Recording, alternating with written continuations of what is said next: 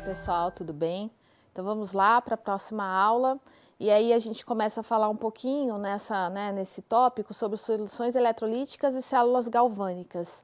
E hoje na aula especificamente a gente vai falar um pouquinho sobre alguns detalhes das células eletroquímicas, assim como alguns parâmetros termodinâmicos que a gente pode calcular a partir de uma célula eletroquímica, tá?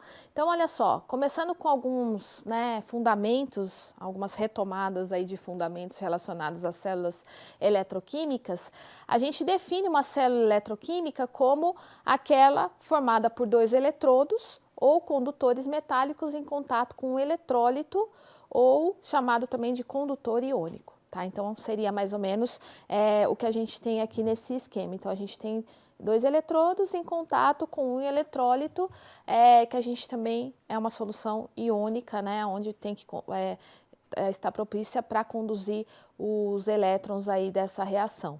Então olha só, o eletrodo e o seu eletrólito, ele se constitui o compartimento eletrólito ou semicélula. Tá? Então a gente teria então esse conceito de semicélula que está relacionado então com o eletrodo e o seu eletrólito.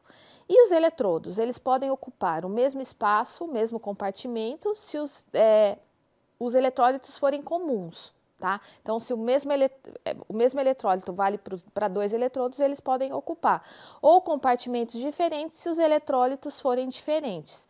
Tá? Então, olha só, a gente tem aqui, por exemplo, eletrólitos diferentes e por isso os eletrodos estão em compartimentos diferentes. Tá? Então, é isso que eu quero dizer. E se acontecer isso, se a gente tiver dois compartimentos, esses compartimentos são interligados por essa ponte salina aqui, que a gente vê nessa figurinha aqui, tá? Se os eletrólitos são diferentes. E essa ponte salina nada mais é do que uma solução concentrada de um eletrólito, só que imobilizado em gel de agar, e que completa o circuito elétrico e possibilita a operação da pilha, ou da célula eletroquímica, tá? Então, essa é a função da ponte salina. E existem dois tipos de pilhas eletroquímicas ou células eletroquímicas, tá? Uma que a gente chama de pilha galvânica, que quer dizer o quê? Na pilha galvânica, a eletricidade é um resultado da reação, tá? Então, a gente tem uma reação redox espontânea no caso da pilha galvânica. E uma pilha eletrolítica é o contrário, então é uma reação não espontânea e que ela vai ocorrer somente a partir de uma fonte externa de corrente.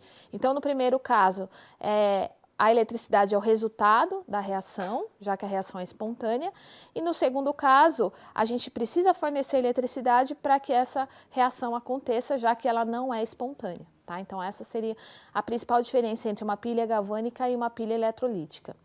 E a gente, então, como a gente disse na aula anterior, a gente vai ter uma reação redox acontecendo nessa célula eletroquímica, tá? E essa reação redox nada mais é do que a transferência de elétrons de uma espécie química para outra. Então, essa seria uma conclusão, uma definição bem geral de reação redox. E nessa reação redox, a gente vai ter, então, a espécie redutora, né, o redutor, que é o doador de elétrons dessa reação, e a espécie oxidante, que seria o aceitador de elétrons. E essa reação redox, ela é expressa por duas semi-reações, ou seja, ao mesmo tempo acontece a reação de oxidação e a outra semi-reação seria a reação de redução, tá? Então, a gente sempre tem numa reação eletroquímica duas semi-reações, a reação de oxidação e a reação de redução. E aí a gente pode fazer a diferença entre essas duas semi-reações a partir de dados de redução, como a gente vai ver daqui a pouquinho, tá? Então, olha só, aqui é um exemplo, né, onde a gente tem a equação global aqui embaixo, a gente tem o cobre 2+, reagindo com zinco metálico, formando quem? O cobre metálico e a formação de Zn2+. Para a gente chegar nessa reação global, a gente teve que partir de duas semi-reações, né? Então, essas duas semi-reações que eu me referia no slide anterior, que somadas fornecem a reação global, tá?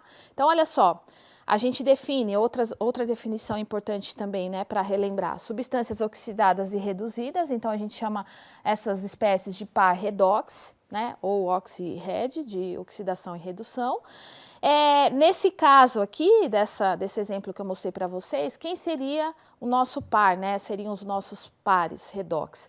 Então, seria cobre 2+, e cobre 0, e zinco 2+, e zinco 0, tá? Então, esses seriam os nossos dois pares aqui redox.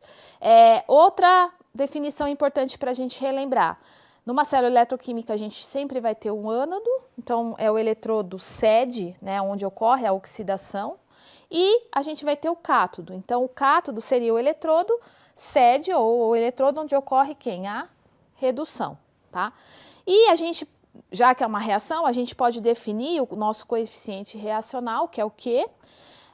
Da semi-reação correspondente. E aí, ignorando os elétrons nesse processo, que a gente, como vocês viram aqui, a gente acaba cancelando durante o processo, considerando que aqui, já que o zinco, ele está como produto na reação global, a gente teria que inverter, e aí a gente teria o cancelamento dos elétrons transferidos de uma espécie para outra. Então, como é que a gente calcularia o coeficiente de reação para a redução do cobre, né, da semi-reação de redução? Então, seria o quê? Nada mais do que 1 sobre a atividade do cobre 2+. Tá? Então, assim, a gente poderia calcular o coeficiente reacional dessa semi-reação, que seria a redução do cobre. E aí, aqui a gente tem uma figura que resume tudo, né, as principais informações envolvidas numa reação eletroquímica, numa célula eletroquímica. Então, a gente tem aqui, desse lado, o eletrodo, né, que seria o nosso ânodo de zinco, o nosso eletrólito aqui, que é uma solução de sulfato de zinco. Do outro lado, a gente tem uma solução, nosso eletrólito é uma solução de sulfato de cobre, e a gente tem o nosso eletrodo aqui, que é o nosso cátodo de cobre. Então, a gente vê o fluxo, né, de elétrons, então, saindo aqui do ânodo e chegando no cátodo. E aí, a gente tem a nossa ponte salina, já que os eletrólitos são diferentes, né, então, a gente tem essa ponte salina. E a gente poderia, né, visualizar molecularmente o que está acontecendo em cada eletrodo. Então, no ânodo de zinco aqui, onde está ocorrendo a oxidação, a gente então vê exatamente esse processo do Zn0 passando para Zn2+. Então, os elétrons, né, saindo aqui do ânodo, e aqui no eletrodo de cobre, que seria o nosso cátodo, a gente teria exatamente isso, o cobre 2+ aqui da solução, recebendo, né, esses dois elétrons aqui que estão chegando no cátodo, ele vem e deposita aqui no nosso eletrodo, tá? Então, essa seria, em linhas gerais, o processo acontecendo numa célula eletroquímica, tá? Onde o eletrodo de zinco está oxidando, né? Então, seria essa semi-reação, zinco sólido passando a zinco 2+ e 2 elétrons. Aqui, no nosso outro eletrodo, qual seria a semi-reação? Seria cobre, né, da solução do eletrólito aqui, recebendo 2 elétrons, passando para cobre sólido, tá? E a nossa reação completa, global, que seria a soma das duas semi-reações, seria essa daqui, zinco sólido mais cobre 2+ aquoso, gerando Zn2+ aquoso mais cobre sólido, tá? Então, esse seria um resumo de todo o processo. O tipo mais comum de pilha é aquele onde um eletrólito é comum aos 2 eletrodos, tá? Então, para outros casos, os eletrodos devem estar mergulhados em eletrólitos diferentes, como é o caso da pilha de Daniell, tá? E o nosso par redox, né, seria, no nosso caso, cobre 2+ e cobre 0 em um dos eletrodos, e o outro par redox seria zinco 2+ e zinco 0 no outro eletrodo daquela reação que a gente viu anteriormente, tá? Existe uma fonte de diferença de potencial elétrico a mais, né, que a gente chama de potencial de junção líquida, que é o EJ na interface dos 2 eletrodos. Então, para isso, essa contribuição da junção ao potencial, ela pode ser reduzida pelo acoplamento das semi-reações por uma ponte salina. Então, daí vem a justificativa também da ponte salina para diminuir, né, esse efeito da junção líquida ali do potencial, já que a gente teria íons, né, diferentes nos eletrólitos ali dos 2 compartimentos. Independente dos potenciais de junção líquida das duas extremidades da ponte salina, provoca o cancelamento de um pelo outro. Então, essa é a importância da presença da ponte salina para minimizar esse potencial aí na interface dos eletrodos. Algumas notações que vocês encontram, né, relacionadas às células eletroquímicas. Existem as barras verticais, que a gente denota, quer dizer, sempre quando elas aparecem que se trata de uma interface. Quando a gente tem esses 3 pontinhos, a gente quer indicar que é uma junção líquida, tá? Quando a gente tem 2 barras verticais, isso quer dizer que é a interface da qual foi eliminado o potencial de junção, né? Então, essa é o simbolismo para a gente indicar esse tipo de fenômeno. E aí, alguns padrões que a gente segue. Então, na reação da pilha, o eletrodo da direita, usando a notação de cima, né, vai ser o cátodo, que vai ser a reação de redução. E para a gente confirmar se o cátodo é realmente o eletrodo da direita, o que a gente faz? A gente verifica se a reação é espontânea no sentido que ela está escrita, né? E se for da esquerda para a direita. E sabendo que o eletrodo da direita é o cátodo, a gente escreve a sua semi-reação de redução e subtrai da reação de semi-reação da esquerda, que possivelmente é o ânodo. Se a gente sabe que é o cátodo, subtrai do outro, que teoricamente, então, consequentemente, é o ânodo, tá? Então, olha só a nossa representação daquela pilha que a gente viu anteriormente. Então, simplificando, o que a gente quer dizer é exatamente isso, ó, o zinco sólido num eletrólito de sulfato de zinco, com, né, uma interface aqui com minimizando a junção, quer dizer, uma ponte salina, onde a gente tem o eletrólito, que é o sulfato de cobre, e o nosso eletrodo, que é o cobre zero, tá? Então, essa seria o simbolismo para indicar uma pilha e as padronizações do que está à direita e o que está à esquerda. Então, à direita, a gente tem quem? O cobre 2+, mais 2 elétrons, formando o cobre zero. À esquerda, a gente teria, então, o zinco, mais 2 elétrons, virando o zinco 2+, e somando, então, já que a gente sabe que um está à direita, outro está à esquerda, e invertendo, a gente tem exatamente a equação global que descreve que o cobre 2+ passa a cobre zero e o zinco zero passa a zinco 2+. Tá? Então, essa seria a nossa tradução desse simbolismo para a pilha em si, para os processos, para semi-reações de oxidação e redução. E aí, a gente pode calcular de tudo isso o potencial de célula, né? Então, como é que a gente calcula? A pilha na qual a reação global ainda não tem atingido o equilíbrio, então, se a gente está pensando num sistema e que está em processo e ainda não atingiu o equilíbrio, o que a gente imagina? Que esse sistema efetua trabalho elétrico e impele elétrons através do circuito externo, como a gente viu naquela figura, elétrons saindo e chegando na outra extremidade, tá? Então, para esse sistema que ainda não atingiu o equilíbrio, a gente pode calcular o trabalho, que depende da diferença de potencial elétrico entre 2 eletrodos da pilha, né? Então, a gente vai fazer essa diferença de potencial entre os 2 eletrodos, e aí a gente chama isso de potencial da pilha, que é medido em volts, tá? Então, assim, do mesmo jeito que os elétrons são transferidos, o potencial da pilha indica a quantidade de trabalho elétrico produzida por aquela pilha ou necessária para que ela funcione, tá? Então, é essa a ideia do cálculo do potencial.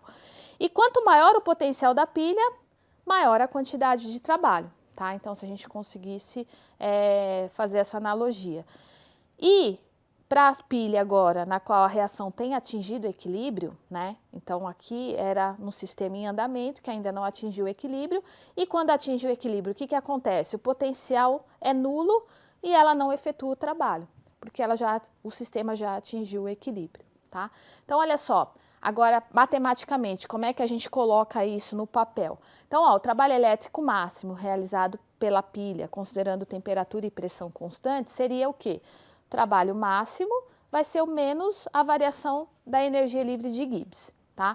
E aí, como é que a gente sabe a reversibilidade do processo? É uma condição necessária para considerar o trabalho máximo, né? E é confirmada pela medida do potencial da pilha, a corrente nula, também conhecida como força eletromotriz da pilha, tá? Então, a gente consegue, a partir dessa força eletromotriz da pilha, deduzir a reversibilidade do processo. Então, qual seria a relação entre a energia livre de Gibbs e o potencial de corrente nula?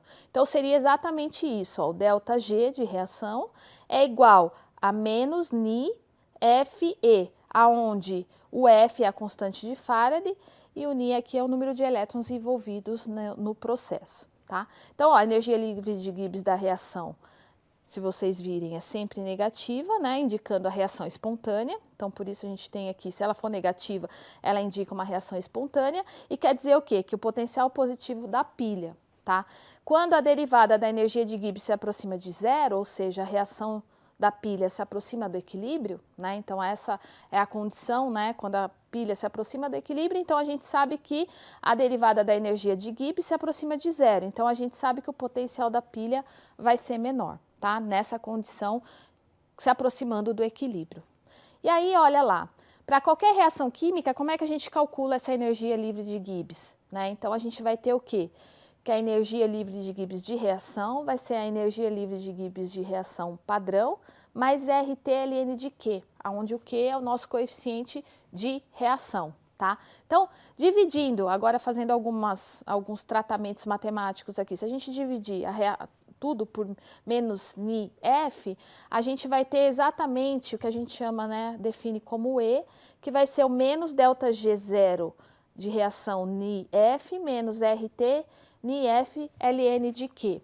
E aí, ó, se a gente sabe que o E0 é exatamente essa porção aqui, ó, da reação, né? Exatamente aqui. Então, como é que a gente define? Que vai ser esse E0 vai ser o potencial padrão da pilha, tá? E aí, se a gente substitui isso aqui, a gente vai ter exatamente a equação de Nash, que vai ser igual a E é igual ao potencial padrão da pilha menos RT Ni F ln de Q, tá? Então, a equação de Nash é bastante utilizada, por quê? Porque ela nos dá a relação do potencial da pilha, né, com quem? Com a composição do sistema, que é o nosso coeficiente de reação, reacional, tá? Então, equação de Nash é uma equação muito utilizada para esse tipo de relação, para esse tipo de cálculo. E aí, a gente tem, né, como eu mostrei para vocês agora há pouco aqui, ó, esse Ni0 aqui, ou esse E0 aqui, que é o potencial padrão da pilha. Então, a gente tem os potenciais padrão de redução a 25 graus tabelados, então tudo isso é conhecido, é tabelado, e aí a gente consegue, a partir desses valores, né, de semi-reações, a gente consegue calcular o potencial da pilha de outros, né, considerando as duas semi-reações, os dois processos acontecendo nessa célula eletroquímica, tá? Então, aqui eu coloquei um exemplo para a gente aplicar, que pergunta exatamente o seguinte: preveja se a seguinte reação ocorreria espontaneamente conforme está escrita, a 298 Kelvin. Então, seria o quê? Cádmio sólido reagindo com ferro 2+, formando cádmio 2+, mais ferro sólido, tá? E ele deu que a concentração de cádmio 2+, é 0,15 molar e de ferro 2+, 0,68 molar. Então, a primeira etapa para resolver esse exercício é o quê? Escrever as semi-reações. Então, a gente tem que no ânodo, a gente vai ter o cobre sólido passando a ser... cádmio sólido passando a cádmio 2+, mais 2 elétrons, e no cátodo, a gente tem exatamente o ferro 2+, mais 2 elétrons, passando para ferro 0. Então, escrevemos as duas semi-reações? Sim. Conhecendo aqueles dados tabelados que eu mostrei anteriormente, a gente pode calcular o potencial padrão de célula, que vai ser exatamente o potencial do cátodo menos o potencial do ânodo. E se a gente olhar lá na tabela, a gente tem os valores tabelados tanto para o cátodo, para a reação que está ocorrendo no cátodo, quanto para a reação que está ocorrendo no ânodo, levando em consideração que aqueles dados são para reações de redução. Se a gente tem a oxidação acontecendo, aquele valor, então, muda o sinal, tá? Então, se a gente for lá na tabela e olhar o E0 para essas duas reações e substituindo aqui, a gente acha o E0 para essa reação que vai dar menos 0,044 volts. Tá? E aí, a gente substitui na equação de Nash, então o E0 a gente sabe, então a gente substitui aqui, substitui os valores que foram dados, né, na outra parte da equação. Então, a gente sabe a concentração dos íons. Fazendo essa conta, a gente chega no valor de menos 0,025 volts. Então, o potencial dessa reação, dessa pilha, é exatamente menos 0,025 volts, tá? E aí, o que a gente deduz desse valor, né? O que a gente interpreta a partir desse valor? Que como ele é negativo, a reação não é espontânea do modo como ela está, tá? Então, a reação da célula deveria ser, então, o inverso. Então, ela deveria ser ferro sólido reagindo com cádmio 2+, para passar a ferro 2+, e cádmio sólido. Tá? Então, esse é mais ou menos o raciocínio que a gente usa para esse tipo de cálculo envolvendo a equação de Nernst. Uma pergunta interessante também para se fazer para esse processo. Que razão de cádmio 2+, para ferro 2+, a reação anterior se torna espontânea como ela estava escrita? Então, se você quer que aquela reação ocorra naquele sentido, do jeito que ela está escrita, qual seria a proporção dos íons que eu deveria ter para aquela reação ser espontânea? Então, o que a gente faz? Primeiro, a gente teria que igualar o E a zero, né? Que seria a situação de equilíbrio. Então, olha só, a gente usando a equação de Nernst de novo, a gente igualaria o E a zero, dizendo, né? É como se a gente estivesse querendo dizer, é zero, então está no equilíbrio. A gente calculou o E zero, né? A gente calculou lá a partir dos valores tabelados. E aí a gente quer saber exatamente essa relação aqui, ó.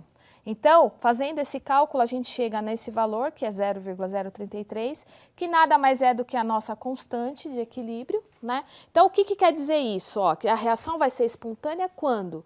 Quando a razão cádmio 2+, ferro 2+, for menor que 0,033. Ou seja, aí o E vai ser positivo, por isso a reação vai ser espontânea. Tá? Então, é uma outra forma da gente analisar esse sistema. A gente sabe que se a reação eletroquímica está em equilíbrio, então a gente pode substituir o Q, o coeficiente reacional, pelo K, que é a nossa constante de equilíbrio, né, da força. E se está no equilíbrio, o E igual a zero, como a gente acabou de falar. Então, o que a gente pode fazer? A gente pode relacionar constante de equilíbrio com os dados eletroquímicos. Então, a gente tem essa relação de Ln de K é igual a Ni F E0 sobre RT. Então, essa é a equação que a gente pode utilizar se você quer descobrir a constante a partir do potencial padrão, ou se você tem a constante e quer saber o potencial padrão daquela reação, tá? Então, essa é uma outra equação bastante utilizada que relaciona a constante de equilíbrio com potencial padrão. E aí a gente precisa também, né, sempre lembrar que o eletrodo tomado como referência para medidas de potenciais padrão é o que a gente chama de eletrodo padrão de hidrogênio, tá? Ou EPH, que é bastante conhecido na literatura. Então, ele é exemplificado dessa forma aqui, que ele tem uma interface de platina, então PtH2 gasoso e H+ aquoso, tá? Então, esse é o eletrodo padrão de referência, tá? É o nosso padrão de referência, que é o eletrodo padrão de hidrogênio. Então, esse seria o sistema onde a gente tem o eletrodo de platina, que é a interface, o hidrogênio entrando, e aí gerando o H+ aqui na solução, tá? Em todas as temperaturas, a gente define que para o eletrodo padrão de hidrogênio, o E é igual a zero, né? O E padrão é igual a zero. E aí, esse padrão, E padrão, para outro par redox, a gente utiliza então o hidrogênio como referência, já que para ele é igual a zero. Então, a gente consegue calcular o potencial padrão E0 para outros eletrodos, para outros sistemas, tá? Então, utilizando o hidrogênio como referência. Um outro exemplo aqui para mostrar para vocês, olha só. Preveja se a seguinte reação ocorreria espontaneamente sobre condições de estado padrão e calcule a constante de equilíbrio. Então, seria Sn sólido mais 2Ag+, formando Sn2+, mais 2Ag sólido, tá? Então, de novo, primeira etapa, escrever as semi-reações. Então, a gente tem a reação de oxidação, a reação de redução, somando as duas, né, como a gente tem dois, lembrando, né, como a gente tem dois elétrons envolvidos, então essa de redução a gente tem que multiplicar todo mundo por 2 e automaticamente o potencial padrão também. E aí a gente teria então a reação global aqui acontecendo da forma como foi dada, tá? E aí como é que a gente faz? Mesma coisa, a gente utilizando, né, o cálculo do potencial padrão e dos dados tabelados, então a gente substitui aqui na equação e chega no valor de 0,938 volts. Então, o E0, o que quer dizer aqui? Já que é uma quantidade positiva, então ele indiretamente nos diz o seguinte, que é uma reação espontânea sobre as condições de estado padrão que a gente calculou, tá? Já que o E é positivo. E aí, como no processo a gente tem dois elétrons envolvidos, então o que a gente agora tem que calcular o K, que foi isso que ele pediu. Então, ó, substituindo naquela equação anterior e levando em consideração que o Ni é igual a 2, já que são dois elétrons envolvidos no sistema, a gente chega no valor de 5,4 vezes 10 a 31, o valor dessa constante de equilíbrio, um valor de constante bastante elevado, né?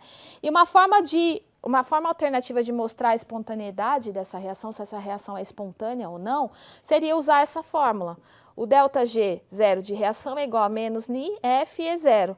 O Ni é 2, o F aqui é a constante de Faraday e o valor do E0 calculado aqui, a gente chega no valor de menos 181 kJ por mol.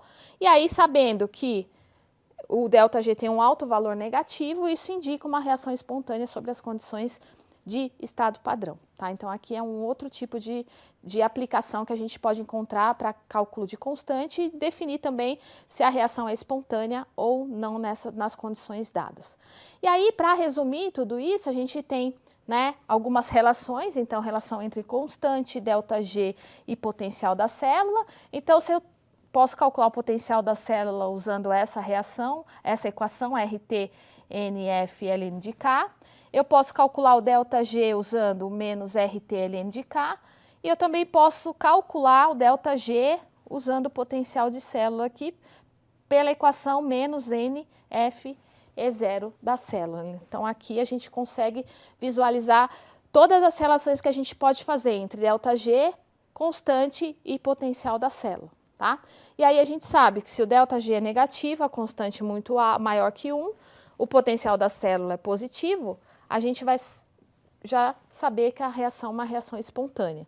Se o ΔG é 0, o K é igual a 1, o E de célula é igual a 0, é um indício, né, uma dica para a gente que o sistema está em equilíbrio. E numa terceira situação seria com o ΔG positivo, o K muito pequeno, muito menor que 1, e o potencial da célula negativo. Então, isso indica a não espontaneidade do processo, tá? Então, na aula de hoje, a gente teve esse panorama aí de relações entre propriedades termodinâmicas com potencial de célula, e aí na próxima aula a gente vai falar um pouquinho sobre das aplicações dos potenciais de célula, onde é que a gente pode aplicar esses conceitos na prática.